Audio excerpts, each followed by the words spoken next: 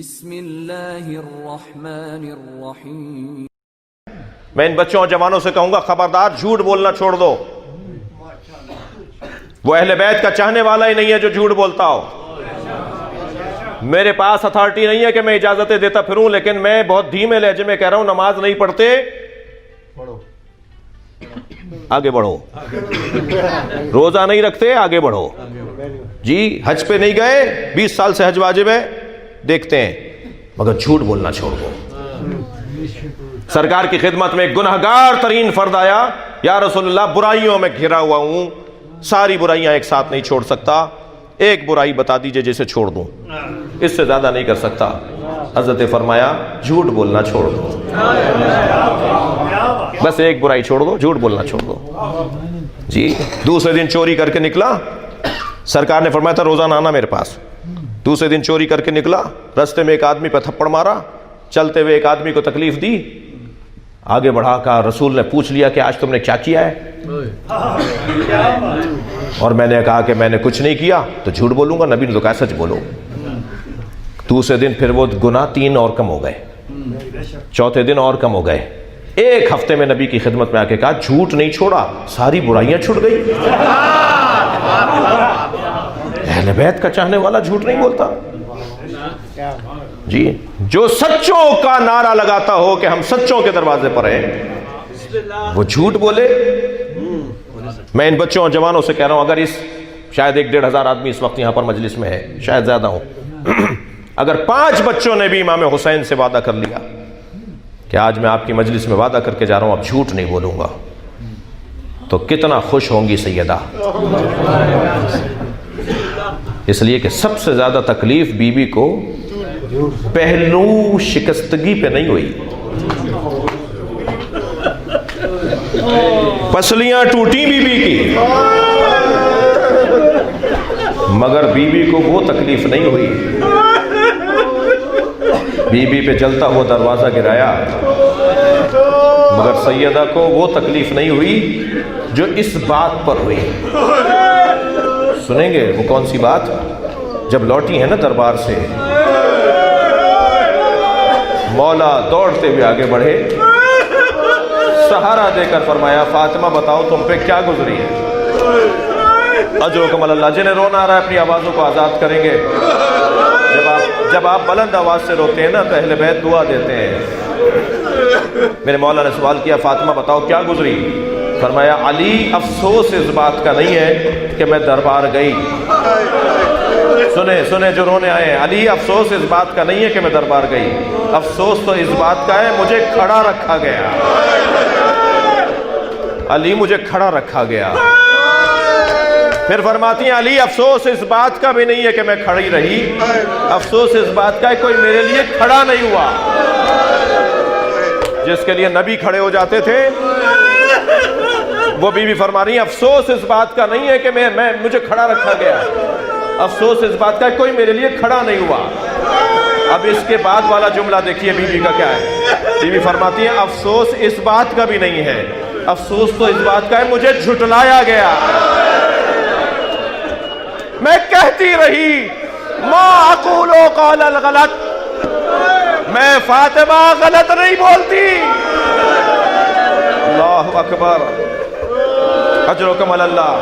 جو مباہلے میں جھوٹوں پہ لعنت کرنے گئی ہو، جو 5 سچے اللہ نے دکھا دیے ہوں، انہیں کہا جا رہا ہے کہ دلیل لے کر آؤ، انہیں کہا جا رہا ہے کہ تم گواہیاں لے کر آؤ۔ اجرکم اللہ، اجرکم اللہ، آپ کی آوازیں بلند ہیں، مجھے دوسری منزل لینے دیجئے۔ عزادارو، بی بی کو نبی نے فدق لکھ کر دیا تھا، میراث کی بات تو بعد میں ہوگی، یہ سرکار نے بی بی کو ہبہ کیا تھا، بخشا تھا، دیا تھا۔ اور پھر کہنے لگے کوئی گواہ ہے؟ تو زہرا نے فرمایا میرے حسنین۔ کہنے لگے ماں کے حق میں بچوں کی گواہی قبول نہیں ہے، ایک جملہ میری بی بی کے لیے تکلیف دے۔ بی بی نے فرمایا ام ایمن، فرمایا کنیز کی گواہی قبول نہیں ہوگی۔ کہنے لگے کنیز کی گواہی قبول نہیں ہوگی۔ بی بی نے اپنی چادر سے بابا کی تحریر دے دی، چادر سے نکال کے تحریر دے دی. میرے بابا نے مجھے لکھ کے دیا. تو ایک شخص نے اس تحریر کو پڑھا تو کاتب کو آواز دے کر کہا کہ فاطمہ کے پاس تحریر ہے, فاطمہ کو لکھ کے دے دو, یہ فاطمہ کا ہے. تو دوسرا شخص کھڑا ہوا, اس نے بیوی کے ہاتھ سے تحریر چھینی. ابھی آپ کے ہاتھ میں موبائل ہے, آپ کے ہاتھ میں رومال ہے, میں آپ سے کہوں مجھے اپنا رومال دے دیجئے, آپ فوراً دے دیں گے؟ اور اگر میں آگے بڑھ کے چھینوں, چاہے بچہ بھی ہو اسے تکلیف ہوگی کہ مولانا نے میرے ہاتھ سے چیز چھین لی. جناب زہرا سے تحریر چھینی گئی اور یہی تک بات نہیں رکی, اسے پھاڑا گیا اور پھاڑنے کے بعد ٹکڑے ٹکڑے کر کے پھینک دیا گیا. میری بیوی زمین پر بیٹھ کر بابا کی تحریر کے ٹکڑے اٹھانے لگی. سندھ کا ایک شہر ہے لاڑکانہ, وہاں ایک خطیب, ایک عالم دین تھے. وہ جب یہ مصائب پڑھتے تھے نا کہ بیوی کے ہاتھ سے تحریر چھین کر پھاڑی گئی, تو وہ اپنی جیب سے کاغذ نکالتے تھے, ٹکڑے ٹکڑے کر کے ممبر سے نیچے پھینک دیتے تھے. رونے والے لوگوں سے کہتے تھے ایسے ہی بیٹھے رہو, پھر اتر کے خود چلے جاتے تھے. ٹکڑوں کو بین کر واپس آ کے کہتے تھے بتاؤ کتنی دیر لگی. روتا ہوا مجمع کہتا تھا چند لمحے لگے ہیں. تو وہ کہتے تھے جنہیں تم چند لمحے کہہ رہے ہو فاطمہ بوڑھ ہی ہو گئی تھی. اجرکم اللہ, اجرکم اللہ.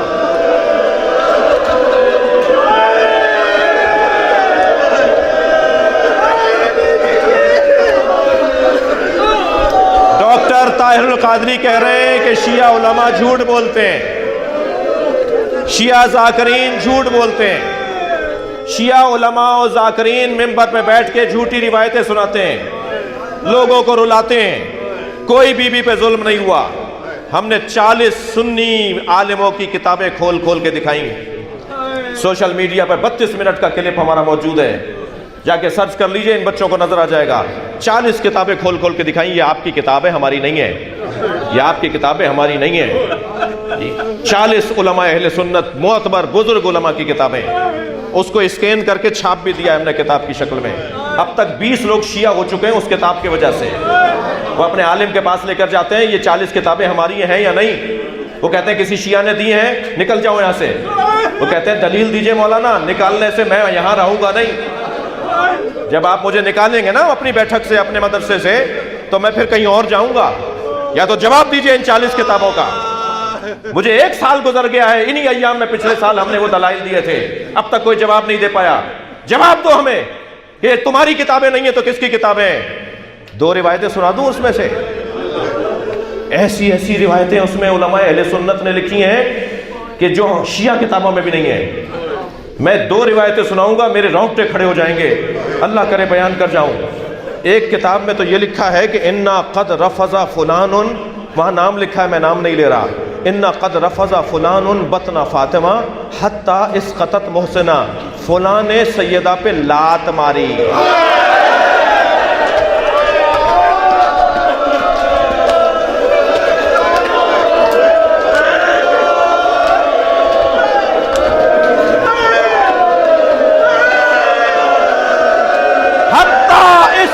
محسنہ, جس کی وجہ سے محسن شہید ہو گیا.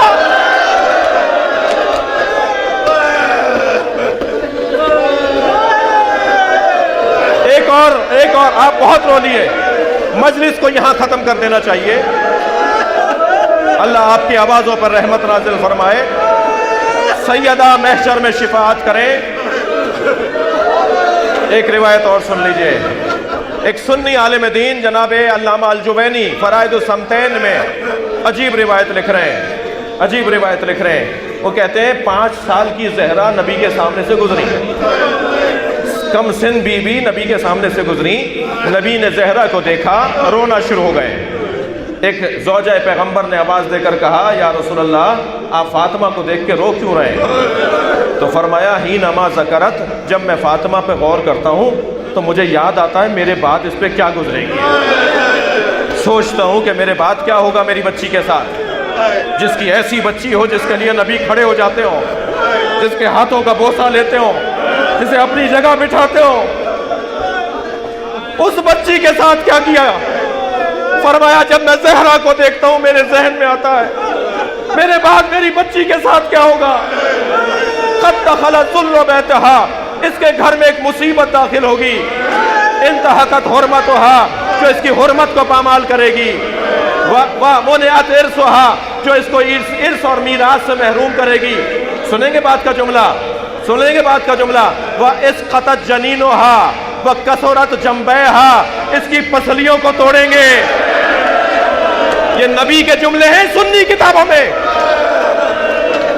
اس کی پسلیوں کو توڑیں گے، اس کے بچے کو ماریں گے، یہ پکارے گی یا محمد بابا مجھے بچاؤ، میری بچی مجھے پکارے گی۔